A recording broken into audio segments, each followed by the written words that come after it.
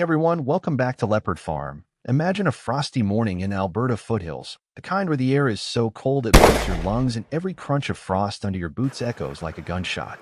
Then, out of nowhere, a single rifle crack splits the silence. A huge black bear drops dead next to a bait pile of potatoes.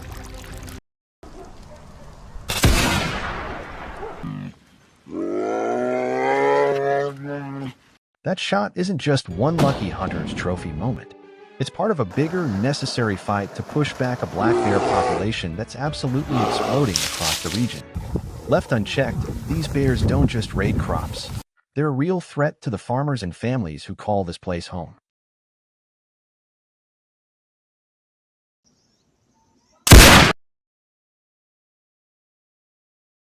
And it's not staying out in the fields anymore.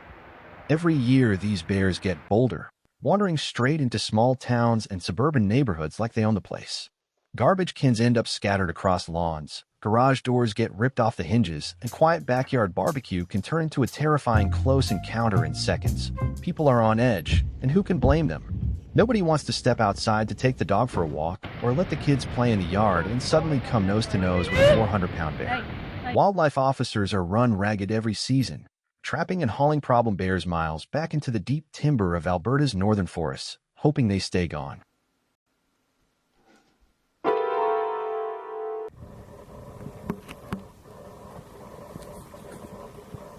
Seasoned hunters know the drill starts with bait, the magnet that pulls bears in and lets you manage the response. They whip up a mix no bear can walk past: sticky honey, greasy donuts, crushed nuts, stale pastries, and fruit that's just past ripe, all crammed into heavy 55-gallon drums or old logs hollowed out for the job. Those barrels get chained tight to trees or wedged next to stumps in spots chosen months in advance. Always placed so the wind carries the scent exactly where the hunter wants it.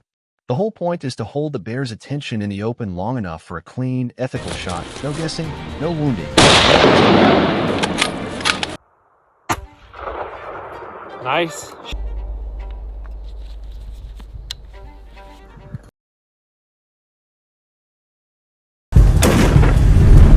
Once the sight is hot, the hunter slips in and climbs his stand. Sometimes a ladder against an old oak, sometimes a couple of sturdy boards wedged 7 to 10 feet up in the crotch of a tree.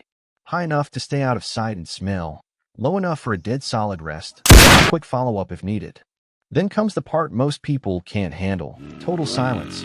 Hours slide by. A squirrel barking 30 yards off sounds like a gunshot. A single leaf hitting the ground can make you flinch.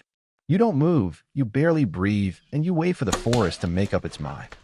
Because when that bear finally steps into the clearing, everything you've prepared for comes down to one calm, perfect moment.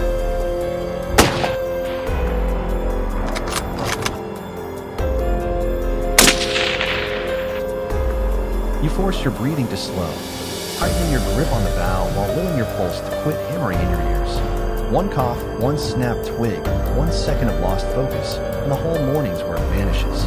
But if you stay locked in, absolutely still and patient, that big bear finally commits and steps into the open. That's the moment everything comes together. As he clears the brush and quarters just right, you draw smooth and quiet, settle a pin right in the crease behind the front shoulder. No hero gun. One perfect shot, lungs and heart, and it's over clean. The best hunters know that shot only happens when every piece of gear earns its place. A bow tuned dead on, broadheads that fly true and punch through heavy bone. An arrow's built for the kind of penetration that ends the track fast and ethical.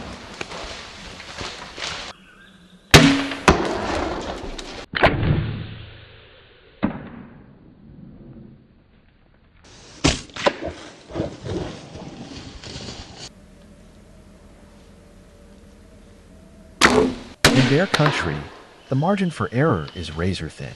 One flinch, one misjudged yardage, one dull broadhead, and the script flips fast. That bear isn't going to shrug and wander off. He's coming through the alders with good intentions, and now your day just turned into a foot race you didn't train for.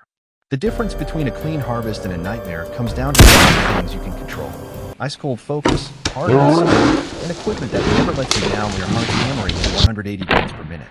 The right bow, arrows that fly true, and broadheads sharp enough to shave with. That's what turns a high-stakes moment into an ethical one-shot kill you can be proud of.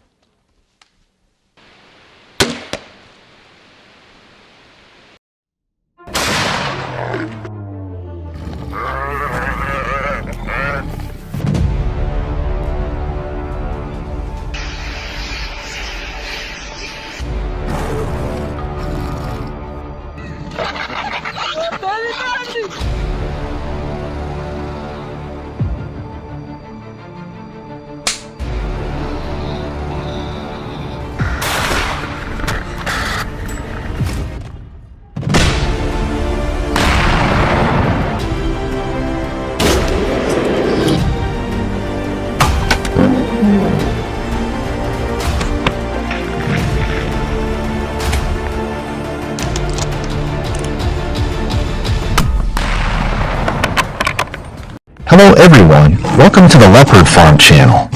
Picture this, the deep, chilling roar of a lion cutting through the African savanna at night, a stark warning of trouble on the horizon. With escalating attacks leading to heartbreaking losses of life and livelihoods, it begs the question, do we have to resort to hunting these majestic beasts, or is there a smarter, more balanced way to coexist? Dive into our latest video for the straight scoop on tackling the threats from these encroaching predators.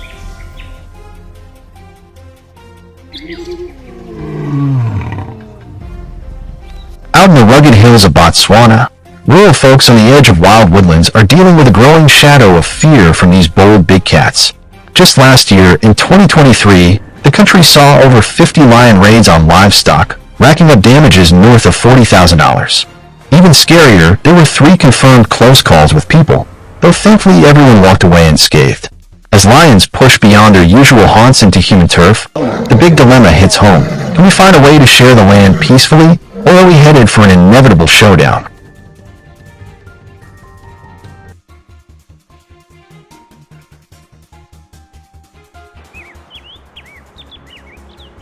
Why are lions increasingly venturing into human territory in Botswana? Factors like climate change, rampant deforestation, and dwindling populations of their natural prey are pushing these majestic cats out of their highland habitats and straight into lowland communities where people live. Left with few options, these stealthy hunters are growing more audacious, striking under the cover of darkness. Wildlife experts point out that it's our own meddling with the environment that's backed these animals into a corner, turning peaceful coexistence into a dangerous standoff.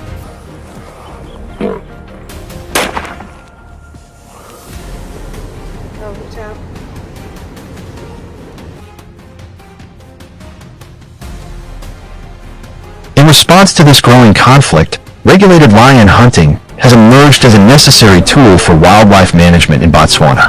But the government keeps a tight rein on it. No blanket culls allowed.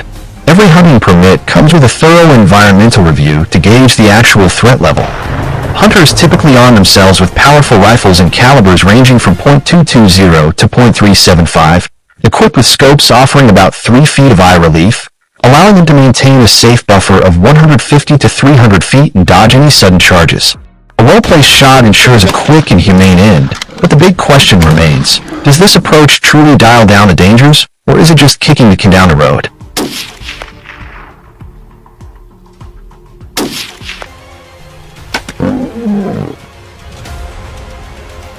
Getting a lion hunting license in Botswana isn't cheap.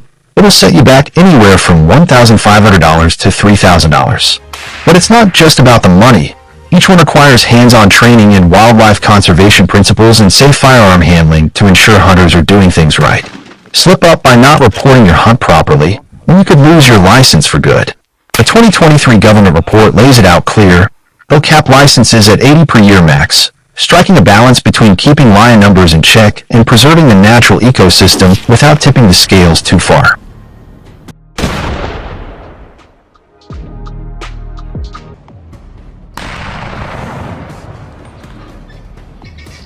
Looking beyond hunting to ease the pressure, locals are stepping up with smarter defenses. Authorities recommend erecting tall electric fences and setting up motion-activated lights around homes and villages to keep these big cats at bay. On top of that, community night watches armed with bright flashlights and piercing whistles are hitting the streets to spot and spook lions before they get too close. The payoff? A Botswana Department of Wildlife and National Park survey shows that after rolling out these measures, lion attacks dropped by almost 30% in the first year alone, proof that prevention can pack a real punch.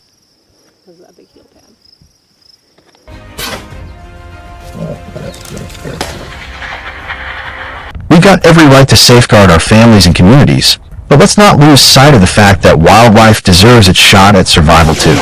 I'd love to hear your thoughts in the comments below. And hey, hit that subscribe button to keep tabs on the evolving story out of Botswana.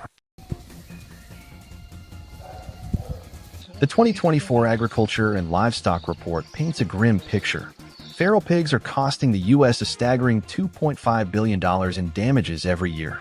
From cornfields to peanut farms, these hogs tear through crops like a tornado, leaving devastation in their wake.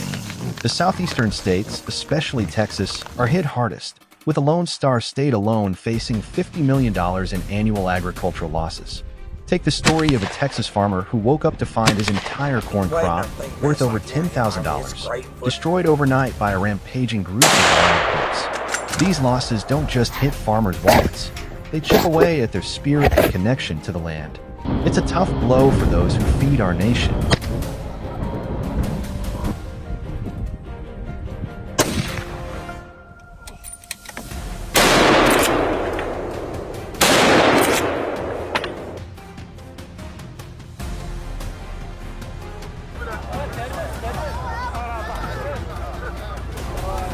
To combat the surging wild boar population, the government has rolled out a groundbreaking global hunting initiative, rallying expert hunters and organizations to curb the threat. Participants must meet rigorous standards, including proven expertise in big game hunting, advanced tracking skills, and a commitment to ethical practices. This program promotes humane and responsible hunting, offering rewards of $1,000 to $5,000 per boar, based on size and location. Hunting teams, typically 3 to 5 members strong, include a lead hunter, a tracker, and support roles for maximum efficiency. While 70% of hunters opt for firearms, 30% embrace the precision of bows and arrows, creating a dynamic and strategic effort to restore balance and protect communities.